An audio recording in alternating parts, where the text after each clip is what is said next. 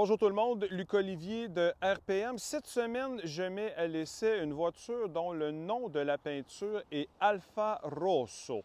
Là, vous devez vous dire, ça sonne pas mal italien. Effectivement, c'est une voiture italienne et c'est la marque de voiture italienne avec laquelle Enzo Ferrari a fait de la course automobile. Donc, on se doute que c'est une marque qui a un héritage extrêmement long et évidemment qui a aussi fabriqué des voitures absolument extraordinaires en matière de design.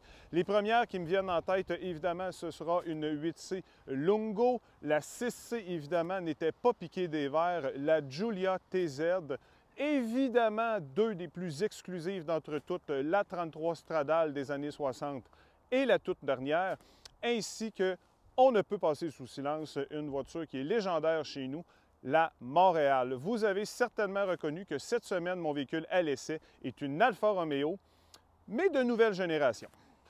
Je vous présente donc l'Alfa Romeo Tonale dans sa version Veloce, année modèle 2023, qui est sa première année sur le marché. Modèle d'ailleurs dont l'intégralité est partagée avec le Dodge Hornet, mais évidemment ici elle est interprétée à la sauce Alfa Romeo et on reconnaît quelques éléments qui sont vraiment très caractéristiques au constructeur.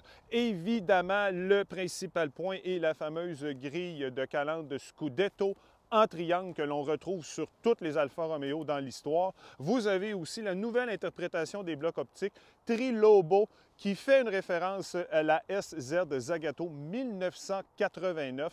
Et bien sûr, que dire des fameuses jantes, dans le cas présent, une option à 2000 $, des jantes de 20 pouces, où l'on retrouve les cercles qui sont typiques à Alfa Romeo. Donc, sur ce point-là, d'un point de vue de style, je pense que c'est quand même assez réussi. Personnellement, je trouve que le véhicule est peut-être un peu trop haut perché sur ses suspensions, ce qui fait qu'on a des proportions qui sont plus ou moins intéressantes selon moi, d'autant plus que le porte-à-faux est un peu trop long à mon goût, particulièrement à l'avant.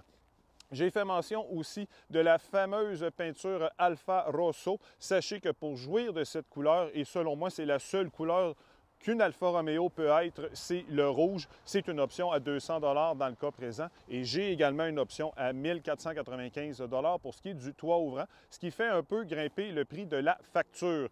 Le modèle que j'ai, c'est le Veloce, mais il y a aussi la version Sprint de base qui, elle, est à 47 190 $. Pour la version Veloce, on monte à 48 690 $. Et si vous allez pour la version PHEV, parce que oui, il y a une motorisation hybride rechargeable qui est disponible avec le Tonale, là, vous ajoutez tout près de 11 000 $ à la facture. Mais bonne nouvelle, ce modèle-là est éligible aux rabais gouvernementaux.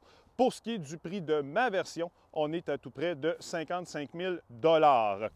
En se déplaçant à l'intérieur du véhicule, on tombe dans un univers qui est très près de ce que l'on est habitué de voir du côté des Italiens, avec un design qui est très affirmé, mais malheureusement, ça vient avec beaucoup de compromis, je vous dirais, puisqu'il s'agit d'un modèle d'entrée de gamme. Il y a beaucoup de plastique très bas de gamme à l'intérieur du véhicule et je vous dirais que c'est plutôt inadmissible considérant qu'on demande, dans le cas présent, tout près de 55 000 $.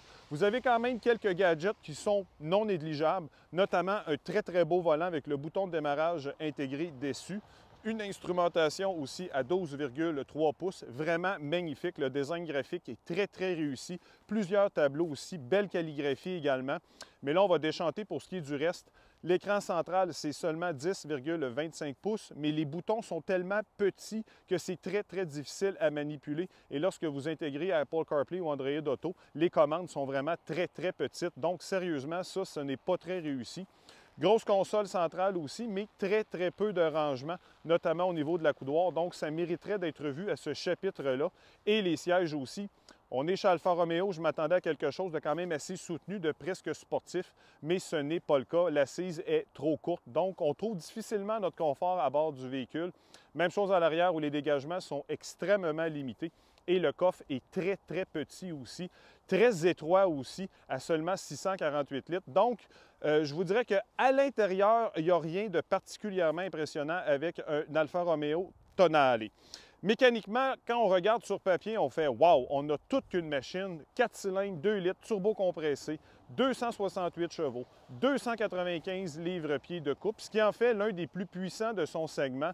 Ajoutez à cela une boîte automatique à 9 rapports et un rouage intégral de série. Malheureusement, le rendement de la motorisation dû à la transmission est carrément épouvantable. La puissance est là, la vivacité de la motorisation est là, mais la gestion de la transmission, sérieusement, vient complètement gâcher le comportement du véhicule. On s'aide un petit peu en optant pour le mode D. Donc, là, vous savez, il y a le mode DNA du côté de chez Alfa Romeo pour les différents modes de conduite, le D étant le dynamique. On aide un peu la transmission à être moins saccadée, mais malgré ça, l'accélération, c'est trop violent. Sérieusement, c'est très, très mal calibré à ce chapitre-là. Autre point très important quand même, un fait assez singulier dans ce segment-là, suspension adaptative en fonction du mode de conduite.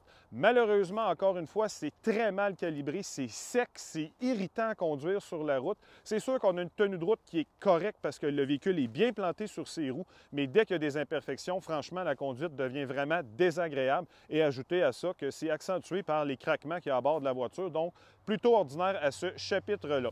Maintenant, on a un rouage intégral aussi qui est de série avec ce produit-là et ça, franchement, lui, il fonctionne très, très bien. Je suis descendu de Montréal à Sherbrooke en pleine tempête de neige et le véhicule n'a jamais bronché. Donc, à ce chapitre-là, c'est réussi pour ce qui est du rouage, mais je vous dirais que le rendu sur la route est plutôt décevant. Même chose aussi pour ce qui est de la consommation. C'est sûr qu'on a une puissance mécanique qui est très réelle et on peut jouer avec le véhicule parce que c'est un véhicule qui est quand même joueur, mais j'ai quand même une consommation autour de 9,6 litres au 100, ce que je trouve quand même assez élevé considérant que le véhicule est somme toute assez petit. Maintenant, est-ce qu'on vous recommande ce véhicule-là? Non, pas du tout, du moins clairement pas pour sa première année. Déjà avec ce modèle-là, j'ai eu un arbre de Noël dans l'instrumentation à plusieurs reprises. J'ai eu des ratés du système d'infodivertissement, la transmission dont la calibration laisse vraiment à désirer. Donc, je vous recommande très, très fermement d'attendre avant de vous procurer ce véhicule-là, même s'il est somme toute assez mignon.